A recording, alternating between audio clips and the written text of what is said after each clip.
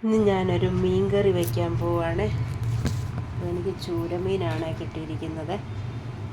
അപ്പോൾ അത് നന്നായിട്ട് കഴുകിയൊക്കെ എടുത്ത് ശേഷം ഞാൻ ചട്ടി അടപ്പത്ത് വെച്ച് കുറച്ച് വെളിച്ചെണ്ണയാണ് ഒഴിച്ചു കൊടുക്കുന്നത്.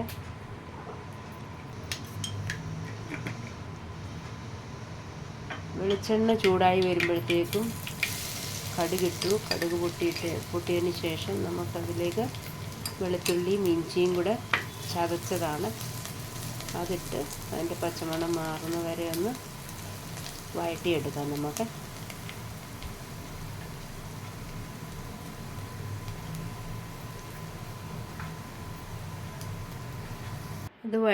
അതൊരുവിധം അതിൻ്റെ പച്ചമണമൊക്കെ മാറി വന്നിട്ടുണ്ട്. അപ്പോൾ അതിലേക്ക് കുറച്ച് കറിവേപ്പിലയാണ് ഇട്ട് കൊടുക്കുന്നത്. കറിവേപ്പില ഒന്ന് ഫ്രൈ ആയതിന് ശേഷം നമുക്കതിലേക്ക് കുറച്ച് ആവശ്യമുള്ള മുളക് പൊടിയാണ് ഇട്ട് കൊടുക്കേണ്ടത്.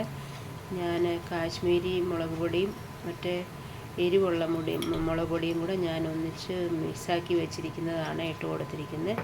അപ്പോൾ ആവശ്യമുള്ള മുളക് പൊടി ഇട്ട് ആ മുളക് പൊടിയുടെ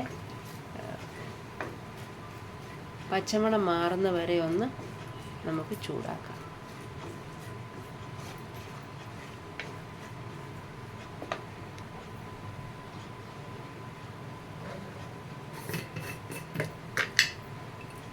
അപ്പോൾ അതിൻ്റെ പച്ചമണമൊക്കെ മാറി വരുന്നുണ്ട്. അപ്പോൾ അതിലേക്ക് ഞാൻ കുറച്ച് മല്ലിപ്പൊടിയാണ് ഇട്ട് കൊടുക്കുന്നത്, സ്വല്പം. അത് കഴിഞ്ഞ് കുറച്ച് കുരുമുളക് പൊടി, മഞ്ഞൾ പൊടി,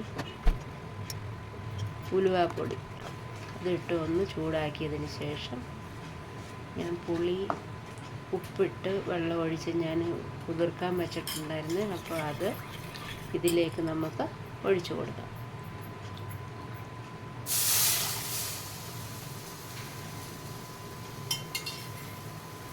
അപ്പോൾ അതിൽ കിടന്നുകൊണ്ട് ഈ മുളക് പൊടിയെല്ലാം കൂടെ മിക്സ് ആക്കിക്കൊണ്ട് അതൊന്ന് തിളച്ച് അതിൻ്റെ എണ്ണ തെളിയണം. എണ്ണ അങ്ങനെ തെളിഞ്ഞ് വരും. കണ്ടിപ്പോൾ ഒരുവിധം അതിൻ്റെ എണ്ണയൊക്കെ തെളിഞ്ഞ് വന്നിട്ടുണ്ട്.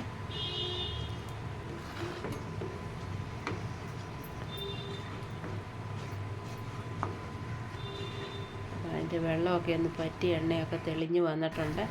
അപ്പോൾ അതിലേക്ക് കുറച്ച് ചൂടുവെള്ളമാണ് ഞാൻ ഒഴിക്കുന്നത്.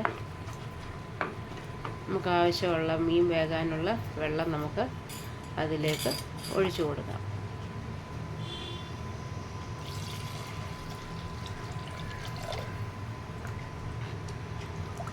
ആ വെള്ളം ഒഴിച്ചു കൊടുത്ത് വെള്ളം നന്നായി തിളയ്ക്കുമ്പോൾ നമുക്ക് കഴുകി വൃത്തിയാക്കി വെച്ചിരിക്കുന്ന മീൻ അതിലിട്ട് കൊടുക്കാം. അപ്പോൾ ഇത് തിളച്ച് വന്നിട്ടുണ്ട്. അപ്പോൾ അതിലേക്ക് ഞാൻ ഓരോ മീൻ കഷ്ണങ്ങളും എടുത്തിട്ട് അതിലേക്ക് ഇട്ട് കൊടുക്കുന്നുണ്ട്.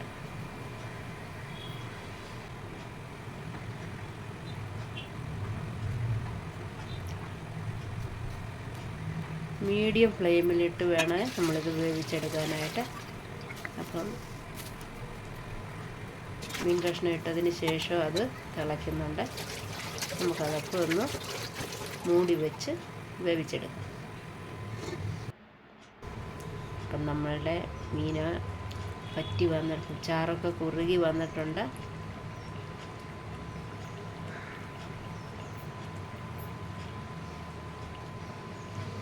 അപ്പം നമുക്കത് ഒന്ന് ഇങ്ങനെ ഒന്നാക്കിയതിന് ശേഷം നമുക്കതിലേക്ക് ഗ്യാസ് ഓഫ് ചെയ്യാം. ഗ്യാസ് ഓഫ് ചെയ്തിട്ട് അതിലേക്ക് കുറച്ച് പച്ച വെളിച്ചെണ്ണ ഒഴിച്ചു കൊടുക്കണം.